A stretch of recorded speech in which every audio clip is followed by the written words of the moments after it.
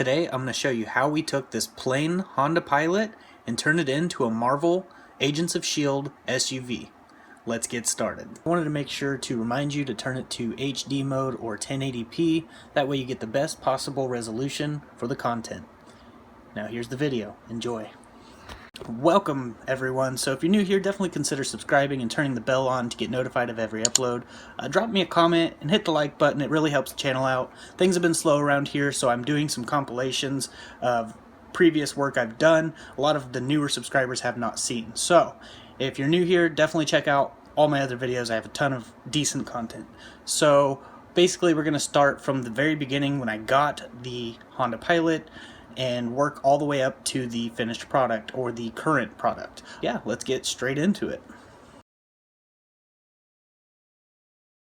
So this here is the Honda Pilot. It is a 2003, pretty decent shape. The paint is scratched up in a few spots, like right here. It is a really good base for the Agents of S.H.I.E.L.D. SUV because they used an Acura MDX for a while, then switched over to the Lexuses. As most big, huge Marvel fans would know, S.H.I.E.L.D. is Strategic Homeland Intervention Enforcement Logistics Division. Basically, they protect the world from threats that no one really knows how to handle. So we are going to start with this base, and then we will work our way up to the current product.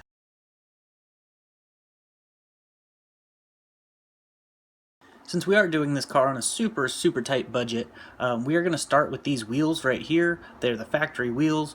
We're going to take them off and we are going to paint them with truck bed coating with spray can. Really good stuff. Still to this day holding up really well over a year later.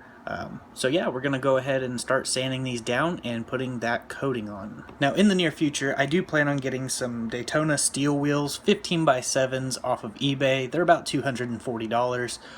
Just make sure to get your right bolt pattern and you'll be fine. Then I'm going to wrap those, hopefully, in some Yokohama Geolanders. Right now my tires are currently wrapped in some Ironmans. I know these tires say Goodyear, but we swapped those tires out. Alright, now that we've got the brakes painted red for more performance look, and we have all four of the wheels done, we will be focusing on the paint job after we do the brush guard. So the brush guard is next on the list, then paint.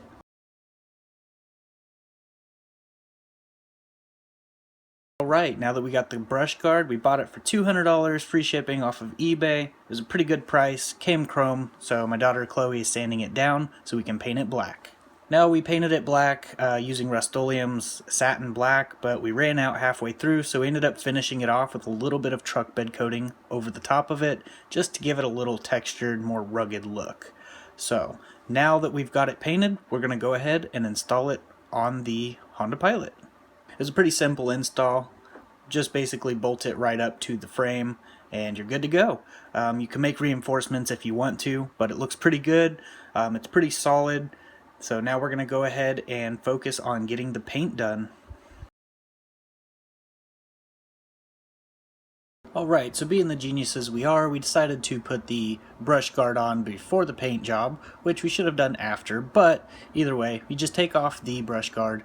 We're going to tape everything up, sand the vehicle down with some 80 grit sandpaper, and then we're going to roll the bed liner on, which is a horrible idea. So I highly recommend spraying it on because we rolled on the first layer. It did not come out how we wanted it to. It looked horrible. So we went out and bought a sprayer from O'Reilly's. It's a Duplicolor spray gun for bed lining. Just use the cheap Rust-Oleum bed liner. And guys, make sure to wear protection for your eyes and your respiratory system. These fumes and sanding dust are not good to breathe in. So just keep that in mind. We wiped it down with some soapy water and started brushing in the areas first. I'm not going to go into full detail, but I will show you what it looks like after it's done. The links for all these videos will be in the description below where I go into more detail. I know I've said this once and I'll say it again, definitely do not roll it on or brush it on. So we are using the sprayer right here. If my brother would ever move, yes, we were not wearing masks or anything like that. There was some ventilation in there, but not enough. We made mistakes, guys. Don't make the same mistakes we did. We don't have any breathing issues, but this stuff's not good to breathe in, so just make sure to wear proper respiratory protection stuff. Glasses probably would help too, so you don't get the stuff in your eyes either, but it came out really, really good. Using the spray system like this, it was able to cover really well, so we will jump straight to how it looks after. Right, this is the final product, how it looks using the sprayer. I highly recommend using the sprayer, guys, just seriously. But yeah, right here we're going to be putting the shield and the FPN 564 on the back and the light bar up top. So now that we've got the base done, we'll go home, cut some vinyl using my vinyl cutter, the Cricut machine, and we're gonna make some stickers for this thing. So let's get started doing that. Alright, so I didn't get video of me cutting the stickers on my vinyl machine, sorry guys, but it lays pretty decent over the Rust-Oleum truck bed coating. The lower shield one came off of eBay. It had leftover material, so I cut out this FPN 564 on my vinyl machine. The number in the show is FPN 563 on the one Acura, but I basically have it on both sides, and it looks really good. I did these as well. They came off of eBay. They're for the wheels. It's looking pretty good. We put the pod lights on the front, Brushguard if you didn't notice, but we end up going through and changing these from stickers to spray paint. We end up using stencils that we printed out on the vinyl machine and painting them on so they're permanent, because these stickers did start peeling after a little while in the sun. Next on the list is to install the exhaust system, so let's get started on that.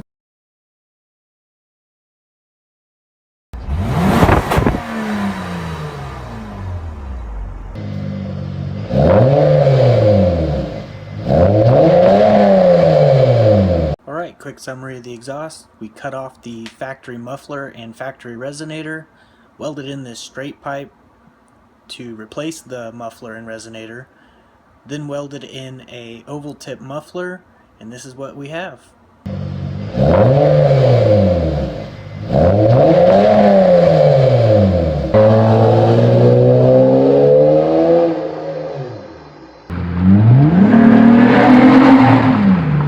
That's basically it for the exhaust. Now we're going to go to the emergency light bar install.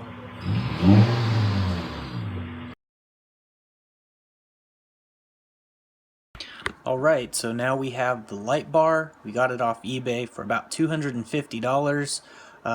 This one just does amber and white with multi-functions. It's a pretty simple install. We basically pulled the headliner down some, drilled a couple holes in there, put some nuts and bolts through it, using gasket sealer to make sure the water doesn't leak through, which it does not. After we finished all that, we tightened it down, put the headliner back, drilled a hole right in this spot where the luggage rack was, right through the roof, and globbed it with gasket sealer, ran the wiring and hit it. So we have these switches here which control the function of the top, brightness, and that switch right there is the one that turns it all on and off. So this is the control box it came with. We had to cut and splice some wires, but it's a simple process. Looks really cool, gives it that more official look. There's so many different functions and modes you can do on this thing. And I'll go through and show you some of the functions and modes real quick. Now it has more functions than what I'm showing you. I just figured I'd give you a little clip of some of the functions. Now that we've got this all done, we have some door projector lights to put in the doors, which will project shield onto the ground. So we'll get started with the door projector lights. Alright, as for these shield projector lights, we're basically just going to drill a hole straight through the door panel using the bit provided in the projector bulb pack. Basically just drill the hole. Once you're done drilling the hole, you dremel it out just a little bit.